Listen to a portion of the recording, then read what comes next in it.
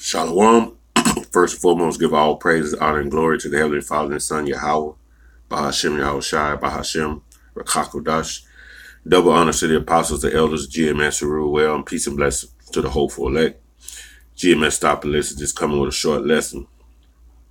I want to get into this lesson because I think it was the day before yesterday.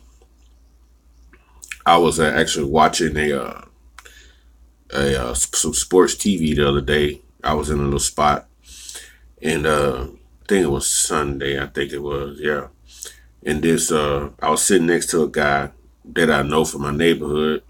We were just talking, and in comes Israelite woman, black woman, so-called black woman. She comes in, pants pulled down like the young boys almost, stomach showing, all her stomach showing. Her shirt is pulled all the way up beneath her bra. So she walking around like she's cute, right? So you're disrespecting yourself, walk around like half naked. So she comes in and says, forcefully, well, can't nobody get no Mother's Day wish around here. And she's looking at us, right? And she specifically came to us because the other guy is Jake too. So she passed the table with the three Edomite dudes sitting there. Then there was another Edomite dude before us. She passed all them Edomite dudes, and came straight to us and said that. Now you forcefully said it, right?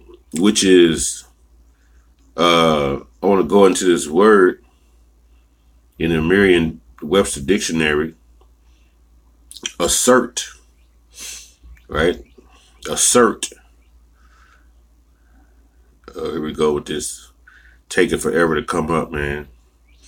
I tell you, man, these phones, the word assert. Let's see. Loading. Man, I tell you, if it ain't one thing, it's another, man. That's why, man, this is the reason why Esau has to be destroyed. Okay, when this word finally comes in, okay, I'll just keep talking. Yeah, she came in forcefully. Okay, there it is. Assert, to state something in a strong and defiant way. So she strongly said, I can't get no Mother's Day wish on this day, like she said it to me and the other cat. You know, like we supposed to just jump and say, "Oh, great black queen, here it is, happy Mother's Day." I don't know. I was like looking at her. So the dude just said, "Well, damn." Well, he said it.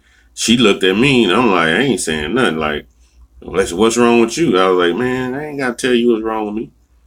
And so, I got off with, I came at her just as strong as she came at me, and then she basically calmed down, and sit down, man. But, it was like, just that assertive attitude she gave. She didn't respect being in the presence of men, man. So she had no respect for men.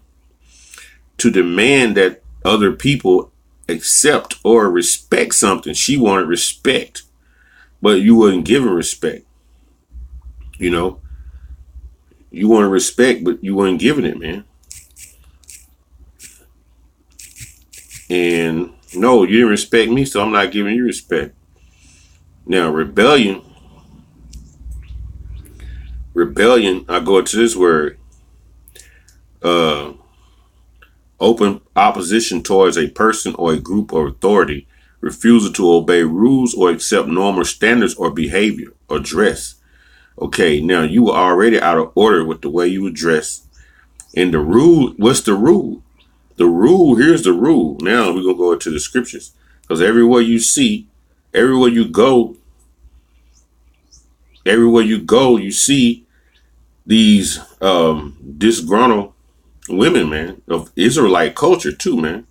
They're everywhere. And the reason why y'all are disgruntled, because y'all are not following the order, man. Y'all are being rebellious, man. I want to pull up this little picture, but it won't come up. We just go into the scripture. Y'all are not following the right order. It's an order to this thing, man. You know, um, let's go to 1 Corinthians 14.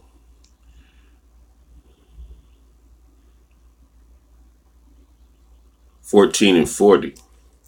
Let all things be done decently, and in order. Decently. Seeming in a seeming manner. Discoursely. Honest. So she came in out of character. She didn't do everything in the right manner. You know, she could have sit there and one of them Edomites would have said it. But she come in demanding that people would say it to her, man. That's out of order. And that's not only her, man. It's a lot of our Israelite women in our culture, man. You know, they have learned through Esau to be assertive towards us, man, the Israelite man. You know, so that's why in these society you have so many men that are fearing these assertive and so-called independent women. They're fearing them, but there's an order. And here goes the order. The Lord gave you the order, right? 1 Corinthians 11 and 3. But I would have you know that the head of every man is Yahweh Shai, and the head of woman is the man, and the head of Yahweh Shai is Yahweh. So it says the head of the woman is the man. So we are y'all heads, man. So y'all could keep being assertive and keep trying to be independent and bucking up against the order. You can buck up against your men when the scriptures have told you the order. It gave you an order, man. It tells you in 1 Peter the 3rd chapter, wives, be subject unto your husbands, man. That's why a lot of you so-called black women don't have husbands, man. Or you have multiple men, which makes you be an adulteress right now. And if this seems harsh that we're saying this, that I'm saying this, hey, so be it. This is truth, man. You know, y'all are out of order. You're not dressing right. You're not dressing the proper dress that tells you, Timothy. You're dyeing your hair blonde, giving yourself, putting leprosy on your hair, dyeing your hair blonde like the adversary. This is the reason why you're not having a family and having children and having that husband that you want, man. Because you're out of order, man. You're being too assertive. You know, it says you have a head, man. The man is your head. You women want to be the man. This is the reason why. This is just the reason why, hey, call it like I see it. Shit is fucked up. Esau, the so-called white man, has allowed you to be out of order. But the Yahweh Shem Yahweh Shai is getting ready to come back and set that order up in the right perspective, whether you like it or not. So this is your last run at being disrespectful, assertive, being always angry. This is why you're so angry, man. You're out of order, man. And just like when you had the account of I'll just get it. This right here. This happened way back in the Persian Empire among them Persians, man. In the book of Esther. I think 1 and 5.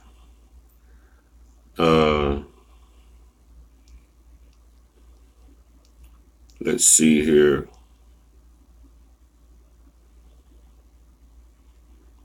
Let's see. I think it's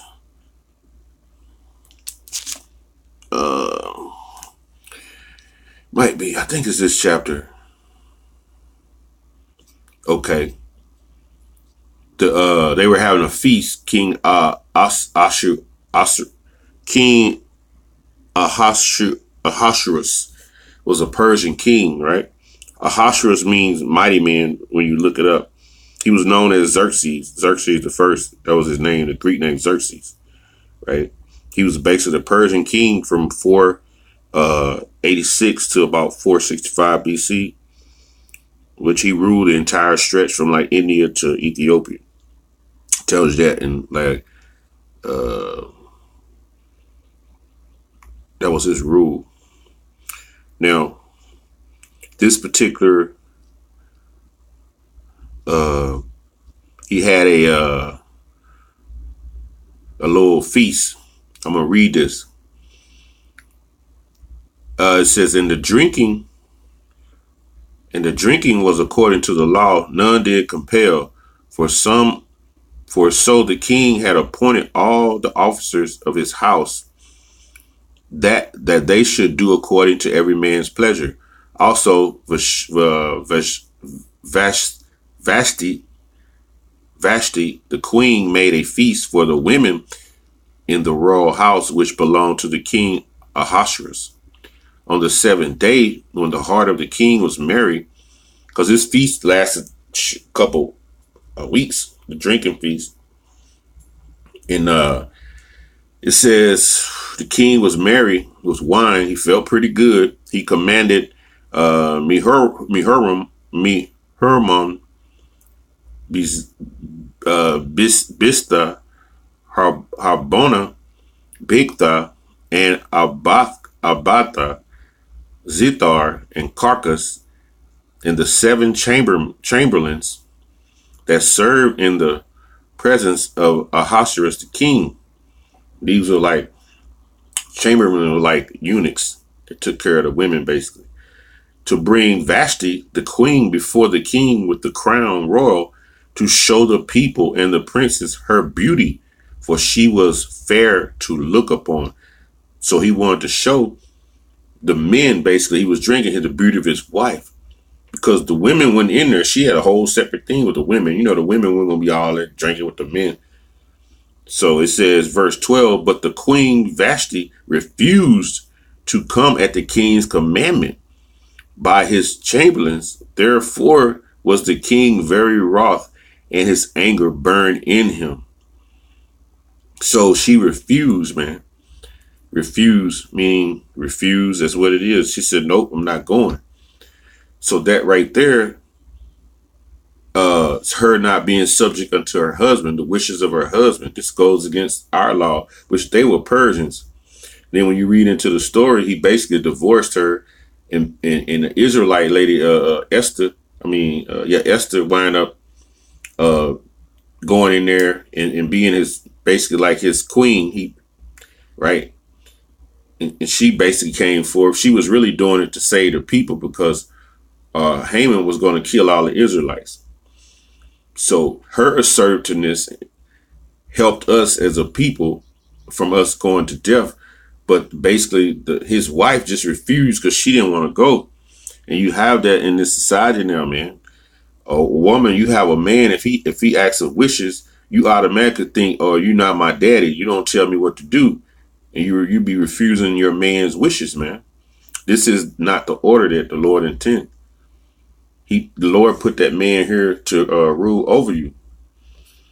You know, you could read that in Genesis 3 and I think 16.